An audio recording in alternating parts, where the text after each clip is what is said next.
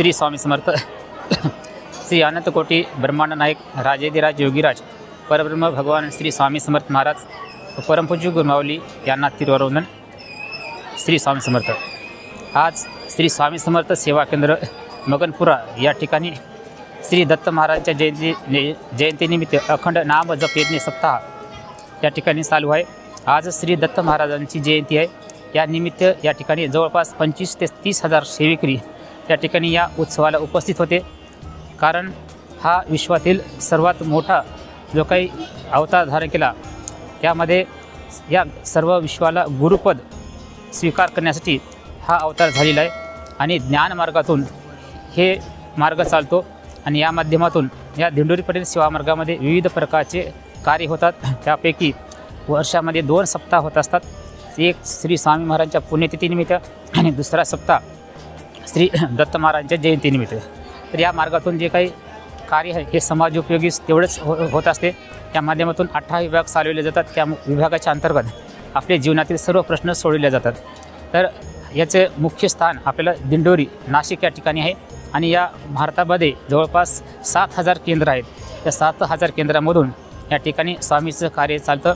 त्या माध्यमातून स्वामीची सेवा दररोज त्रिकाळ आरतीमध्ये होत असते। त्यासोबत आपल्या जीवनातील प्रश्न सोडवण्यासाठी जो काही प्रश्न उत्तर विभाग आहे या विभागाअंतर्गत आपल्या मानवी जीवनाच्या समस्या सोडवल्या जातात। आपण पाहिलं तर आज विश्वामध्ये भरपूर अशा समस्या हे वाढत आहेत, परंतु याचं योग्य ते निदान कुठं मिळत नाही। परंतु दिंडोरीपर्यंत श्री स्वामी समर्थ मार्ग असा एकमेव मार्ग आहे की जगातला कुठलाही प्रश्न हे सहजरित्या स्वामीच्या सेवेने सुटत असतो।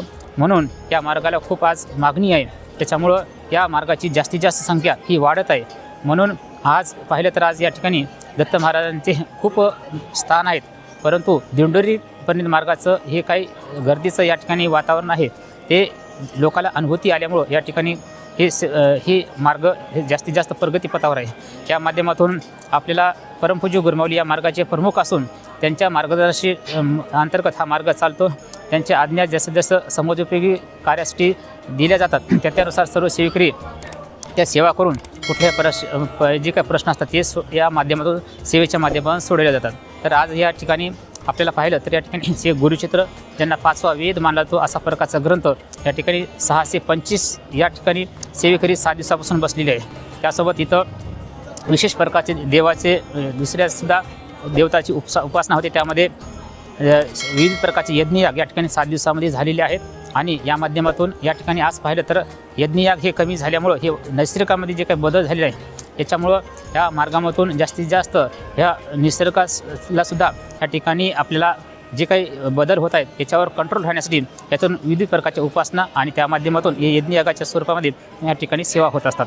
तर अशा प्रकारचं हे कार्य आहे हे आपण या ठिकाणी दिंडोरीपर्यंत मार्गाविषयी आपण खरोखरच आपण संपर्क करावा जेणेकरून आपल्या जीवनातील प्रश्न याच्या माध्यमातून सुटणार आहेत। श्री स्वामी समर्थ।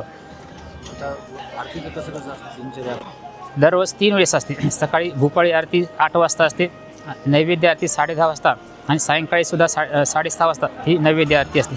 3 प्रकारच्या आरतीच्या याच्यामध्ये जवळपास प्रत्येक आरतीला या ठिकाणी 2 ते 3 हजार दररोज सेवेकरी उपस्थित असतात। विशेष पाहिलं तर गुरुवारच्या दिवशी या ठिकाणी 20 ते 25 हजार भाविक भक्त दिवसभराच्या या उपक्रमामध्ये आरती असो किंवा दर्शनाच्या माध्यमातून येऊन जातात आणि ते इथं जरी त्यांना वेळ नाही मिळाला तरी ते घरी स्वामीची उपासना करतात। दररोज स्वामीची सेवामध्ये श्री स्वामी समर्थ या मंत्राचा 11 माळी जप, त्यासोबत श्री स्वामी चैत्राचे क्रमशः 3 अध्याय हे स्वामीची मुख्य सेवा हे या माध्यमातून या ठिकाणी सेवेकरी करत असतात।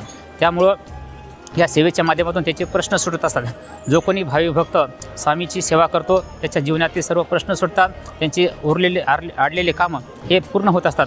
असा ह्या मार्गाचा हे सेवेचा अनुभव आहे। श्री स्वामी समर्थ। वर्षातून मोठे कार्यक्रम 2 होतात। आजचा दुसरा कार्यक्रम एक श्री स्वामी महाराजांच्या पुण्यतिथीनिमित्त चैत्र मासामध्ये होत असतो। त्याच्यामध्ये प्रत्येक देवताचे ज्यावेळेस उत्सव येतात त्या ठिकाणी साजरे केले जातात। जसे की श्रावण मासामध्ये आहे महिनाभर या ठिकाणी रुद्राभिषेक होतो, त्याचं तीर्थ या ठिकाणी दररोज वाटल्या जातात। ज्या तीर्थाच्या माध्यमातून आपल्या आरोग्याच्या समस्या सुटतात। त्यासोबत आपल्याला आज पाहिलं तर व्यसनाधीनता खूप वाढलेली आहे। तरुण पिढी ही व्यसनाधीन होत आहे. त्यामुळं जो कोणी या ठिकाणी जो काही तीर्थ तयार होतं त्याचं तीर्थ जर महिनाभर दिलं तर किती प्रकारचं गंभीर व्यसन जरी असेल ते या माध्यमातून सुटतं. त्यासोबत आरोग्याची सुद्धा कुठली गंभीर समस्या असेल तर ही सुद्धा त्याची सुटत असते. आताच आपण म्हणलात किंवा दिवसातून 3 तरी एवढे भाविक भक्त येतात. हां. ते नेमकं येण्यामागचं इथलं आख्यायिका काय आहे? आख्यायिका म्हणजे असं आहे की स्वामी महाराज ह्या जे काही अक्कलकोट आज जास्त म्हणलं तर स्वामी महाराजचं अक्कलकोटच्या नावाने प्रसिद्धी आहे. परंतु हे दिंडोरी परिणित मार्ग जो आहे ते स्वामींनीची स्थापना केली आहे. आणि स्वामीला तळमळ लागली की आज ह्या जगामध्ये दुःख एवढं वाढत आहे त्या सर्वांचं दुःख निवारण होण्यासाठी कुठंतरी त्याला एक आधार भेटला पाहिजे, कुठंतरी एक स्थान भेटलं पाहिजे. म्हणून या दिंडोरी परिणित मार्गाची स्वामींनीच निर्मिती केली आहे. आणि या ठिकाणी स्वामी महाराज ज्या ठिकाणी कोणी जरी भाविक भक्त आलं की आले आले त्याचे काम होतात. म्हणून या ठिकाणी लोक गर्दी वाढत आहेत. त्याच्यामुळं लोकांना अनुभूती येत असते. त्याच्यामुळं या ठिकाणी अखंडित जो कोणी एकदा भाविक सेवेकरी आलेला तो दररोज नित्यनियमाने या ठिकाणी येत असतो. राजनंतर न्यूज चॅनलच्या माध्यमातून जे आपले भाविक दर्शक पाहत आहेत त्यांना आपण काय म्हणतात? त्यांना सुद्धा मी सांगू इच्छितो की हा जगातला सर्वश्रेष्ठ मार्ग आहे. आणि खरोखरच आपल्या जीवनामध्ये काहीतरी आपल्याला प्राप्त करायचं असेल किंवा आपल्या जीवनाला काहीतरी चांगलं दर्जा द्यायचा असेल तर या मार्गाशी थोडंसं माहिती घेऊन आपल्याला या उपासनेमध्ये सहभाग घेऊन आपण या ठिकाणी आपल्या जीवनातील प्रश्न सोडवावे आणि आपलं आध्यात्मिक प्रगती याच्या माध्यमातून करून घ्यावी. धन्यवाद.